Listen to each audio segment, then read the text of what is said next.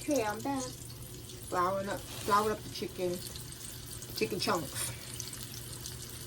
Putting it in there, frying it up now.